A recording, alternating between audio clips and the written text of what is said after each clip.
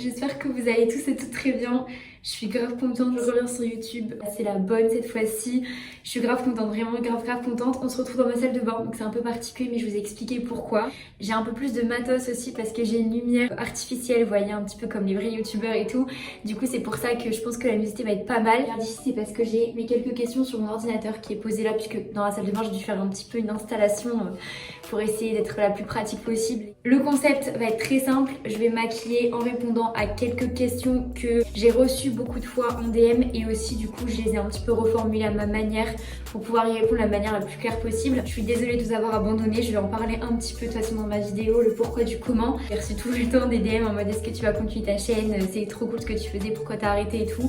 Du coup ça va être un petit peu l'objet de cette vidéo et je me suis dit pourquoi pas reprendre le concept de ma toute première vidéo sur YouTube que j'avais fait pendant le premier confinement. J'espère que ça vous plaira, n'hésitez pas à venir me suivre sur Instagram parce que sur les réseaux sociaux là je suis tout le temps active dessus. Puis si vous aimez mes vidéos YouTube, à vous abonner, à mettre un petit like aussi, ça fait toujours plaisir. Et si vous voulez suivre mes vidéos, être averti de mes nouvelles sorties, sachant que ça va être plus récurrent cette fois, d'activer la petite cloche pour un petit make-up. Je vais pas forcément vous présenter tous les produits puisque c'est souvent les mêmes que j'utilise, j'ai vraiment une routine make-up bien ancrée. Du coup ce sera un peu les mêmes produits que j'avais fait il y a un an. Je vais commencer avec le fond de teint. Je me suis hydraté la peau et lavé les mains avant puisque c'est super important, le côté hygiénique quand on se maquille. J'ai mon miroir aussi de ma salle de bain, si je regarde là, du coup c'est pour pas essayer d'être non plus orange à la caméra. Première question que je me suis posée entre guillemets et qu'on m'a posée aussi beaucoup de fois, pourquoi ça fait un an en gros que tu fais plus de vidéos, pourquoi t'as arrêté d'un coup les vidéos alors que bah clairement tu aimais faire ça. Déjà la base du truc, c'est vraiment mes études. Pour moi, j'ai toujours dit que YouTube c'était entre guillemets une passion et comme toute passion, ça passe après, je pense, les études. Pour moi, c'est vraiment mes études qui passent en premier. Ça va être ce qui va faire que je vais avoir un métier potentiellement. Donc c'était logique, que mes études me prenaient plus de temps.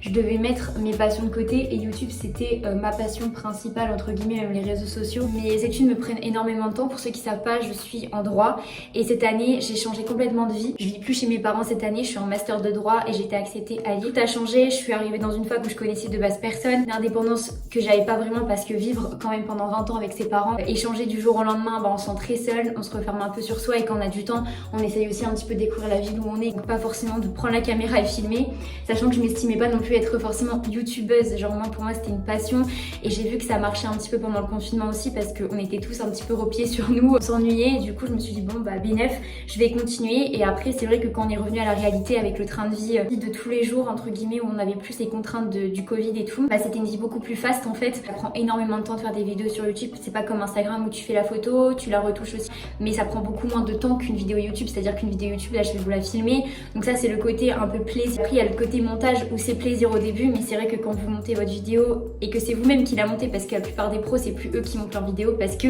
justement c'est chiant de s'entendre 20 000 fois, à la fin je pouvais même plus regarder ma vidéo parce que je me gavais vraiment. Désolée si je m'approche un peu, c'est parce que je vois pas trop ce que je fais, j'ai l'impression que je vais finir orange avec la lumière en plus, j'ai l'impression d'être maquilleuse pro. Ce côté là, c'est pour ça que j'ai arrêté les vidéos YouTube pendant presque un an parce que mes études m'ont pris beaucoup de temps. Et d'un autre côté aussi, je me suis demandé pendant un moment si j'étais légitime d'être sur YouTube. Enfin, en fait, je sais pas comment vous dire, mais j'ai l'impression que quand t'es pas une grosse tête de YouTube, tu peux plus aujourd'hui vraiment percer et essayer d'être légitime parce que les gens sont toujours là entre guillemets à te rappeler pourquoi tu fais ça. En fait, c'est vrai que je me suis demandé, bah c'est sur YouTube, ok. Mais est-ce que tu es légitime de faire ça? Est-ce que tu as l'impression de vraiment aider les gens? Est-ce que tu as l'impression d'être utile? Parce que moi avant tout je l'ai dit sur YouTube dans ma première vidéo que si je faisais ça c'est parce que j'avais envie d'être utile pour les gens, de les aider d'une quelque manière que ce soit. Aider quelqu'un c'est pas forcément facile et si je peux y arriver avec une personne bah ça me fait extrêmement plaisir. Puisque j'ai un cheveu, ça je déteste. Les poils qui se mettent dans les produits et tout, ça me dégoûte. La question qui me revient beaucoup aussi, c'est comment tu fais pour pas avoir peur de faire des vidéos, de poster des photos sur Instagram. C'est quelque chose qu'on me demande souvent en DM. Comment tu fais pour pas avoir peur du regard des autres? Il faut savoir que je pense que quand on se lance sur YouTube, on a peur quand même du regard des autres, surtout au tout début.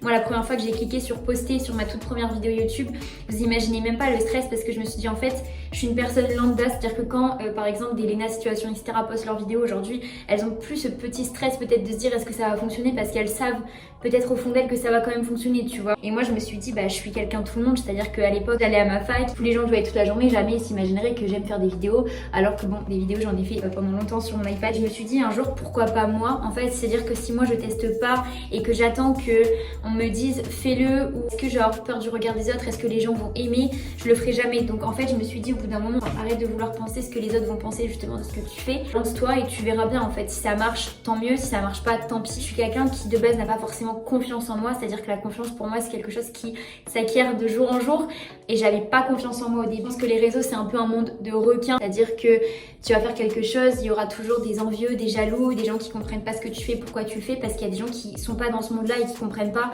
C'est-à-dire qu'il y en a, ils ont Instagram pour regarder des petits reels, pour liker une photo d'une grande star et donc ils trouvent ça légitime parce que c'est une star qui a une petite pastille bleue et quand toi tu veux faire quelque chose d'un petit peu plus entreprenant à mon échelle, bah, ça peut paraître chelou ou on se demande pourquoi, alors que je pense que tout le monde peut avoir sa place sur les réseaux. C'est pour ça que moi je me suis souvent dit, en fait si tu tentes pas de te lancer, personne ne pourra le faire pour toi déjà, tu pourras pas voir ce que tu vaux toi-même et si les gens t'aiment déjà par exemple sur la plateforme Instagram, peut-être qu'ils vont t'aimer aussi sur YouTube et en plus c'est une autre manière de voir une personne.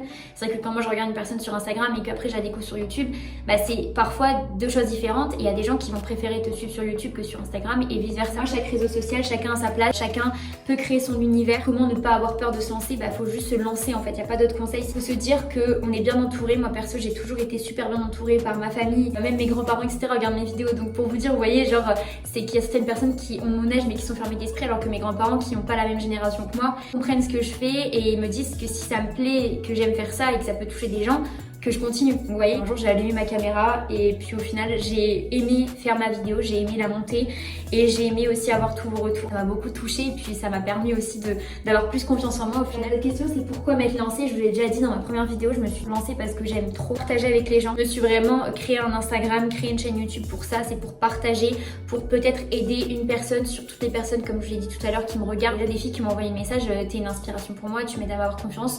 Et bah rien que ce petit message là, ça me fait plaisir et je me dis qu'en fait je véhicule un message derrière une image sur Instagram ou derrière des photos. Il y a aussi un message, il n'y a pas qu'une image de moi qui parle, il y a aussi une vibe qui ressort, il y a aussi des mots. Enfin j'aime beaucoup véhiculer des choses et que j'espère qu'en tout cas quand vous regardez mes vidéos, bah, vous ressentez autre chose que juste une fille qui parle en se maquillant.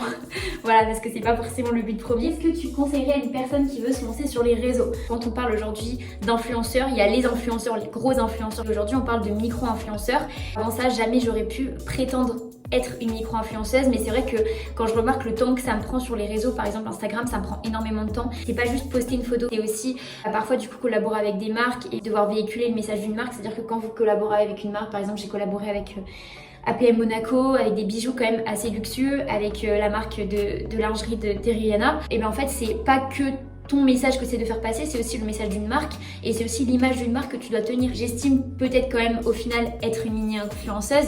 Il y a des gens qui attendent mon avis pour acheter un produit ou qui après avoir été conseillés par moi bah, se disent ok je vais l'acheter et ça c'est pour moi être influenceuse dans ce sens-là.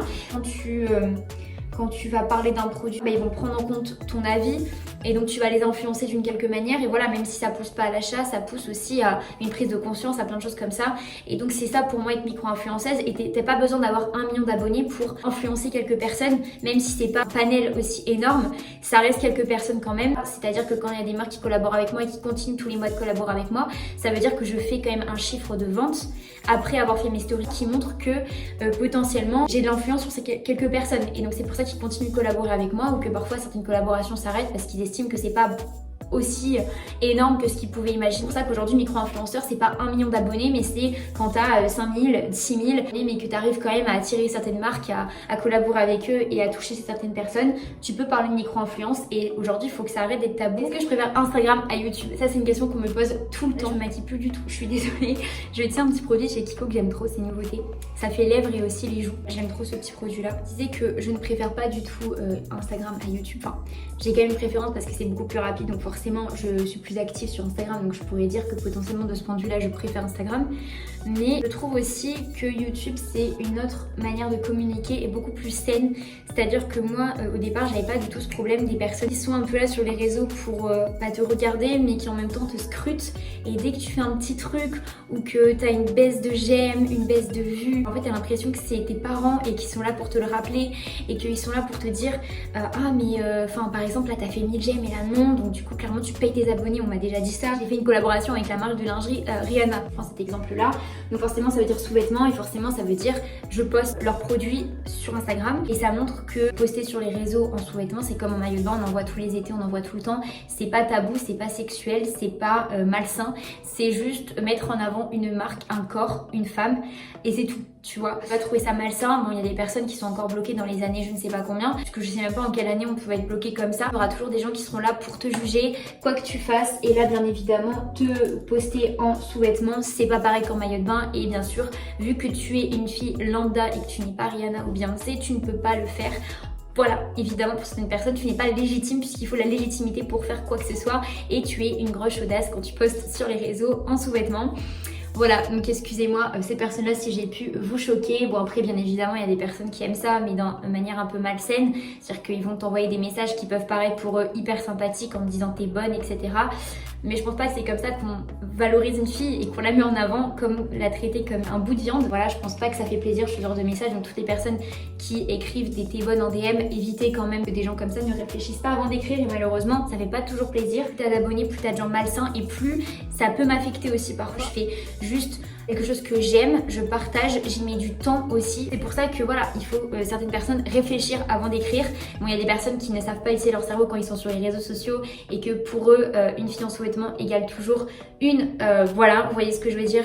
Alors que non, c'est pour ça que parfois je préfère même YouTube parce que YouTube, il y a plus ce contrôle aussi parfois des messages etc qu'il n'y a pas sur Instagram. Encore énormément de haine sur Instagram, énormément de personnes jalouses, envieuses qui créent des comptes de tous les côtés pour t'insulter alors que ces personnes-là n'ont même pas de photos, n'ont même pas d'identifiant, n'ont même pas, enfin bref, n'auront même pas un quart du culot que tu as de faire ce que tu fais en fait. Et c'est ça qui me pousse à bout, c'est-à-dire que ces gens-là, ils sont dans leur ligne, sous la couette à écrire un message, ils font rien de leur vie en fait. C'est un sujet qui m'énerve, mais dans tous les cas, je ne peux pas être la porte-parole de toutes ces personnes-là. J'essaie de faire un maximum d'ouverture d'esprit sur ma chaîne. J'essaie de montrer que tout est possible aujourd'hui, que si les gens n'aiment pas ce que je fais, eh bien ne me suivent pas, ne like pas, ne regardent pas. Je n'ai forcé personne à cliquer sur le bouton abonner.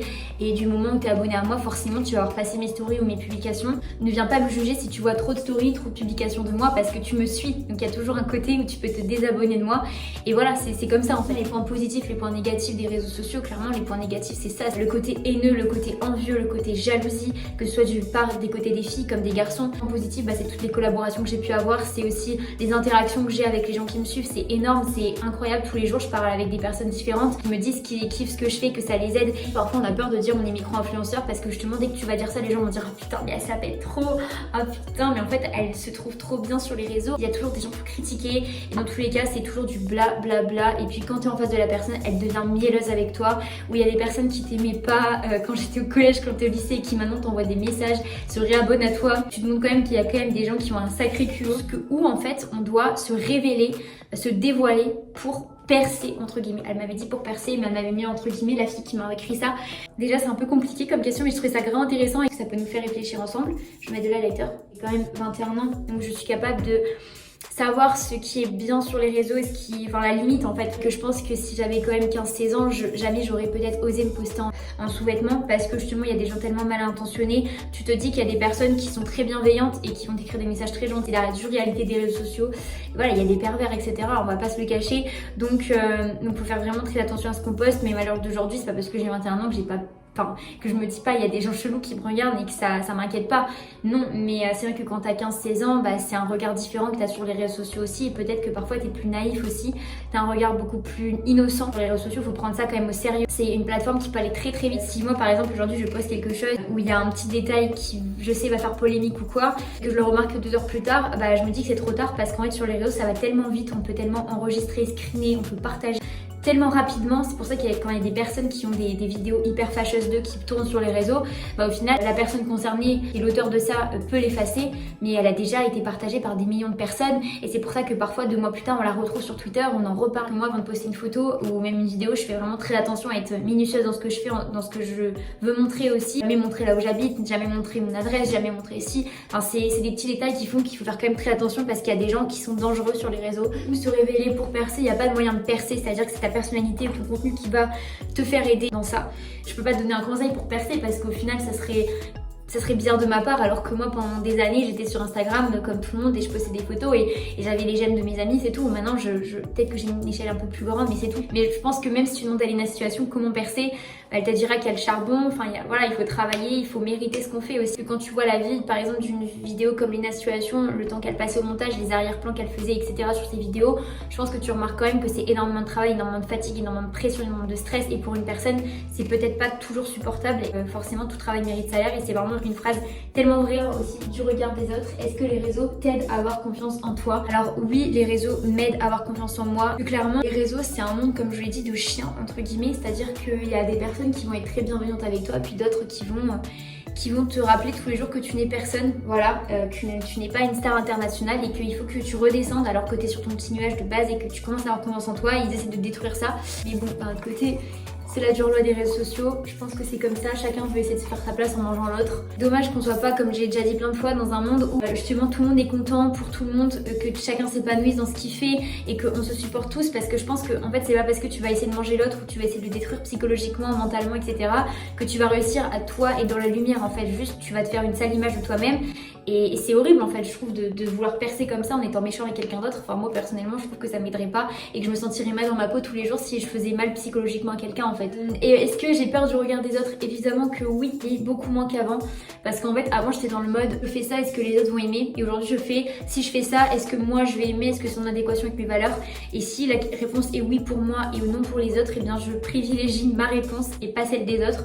Voilà, parce que je trouve que le plus important quand tu es sur les réseaux sociaux, c'est déjà de faire ce qui te plaît toi. Pas forcément pour la fame que j'ai commencé Instagram, pas du tout. C'est-à-dire que j'étais quelqu'un d'hyper timide et je pense qu'aujourd'hui il y a les gens qui ont été avec moi au collège et au lycée le savent très bien. J'étais quelqu'un qui était très timide et donc je pense que de me voir parler dans une caméra et de me poster sur YouTube, ils doivent se dire ah putain, mais en fait au final elle est pas aussi coincée que ça quoi. Donc tu vois, c'est parfois le regard des autres qui ont une image de toi qui ne te correspondent pas parce qu'ils te connaissent pas, ils te voient juste à travers une photo, à travers une vidéo et dans la vraie vie, ils ne te connaissent pas. Une image qui vous correspond et ne pas changer pour devenir quelqu'un, parce que je pense que ça va juste au début peut-être fonctionner et à la fin ça va vous retomber dessus. Ça serait un petit peu mon mot de fin. Voilà, sur cette vidéo qui m'a beaucoup plu. Déjà c'est un peu un concept trop bien, j'ai l'impression d'être dans Vogue un peu, bon pas le même décor et tout, mais j'aime trop ce petit concept où on se maquille ensemble, répondre un peu aux questions aussi sur ce qui paraît tabou un peu en France.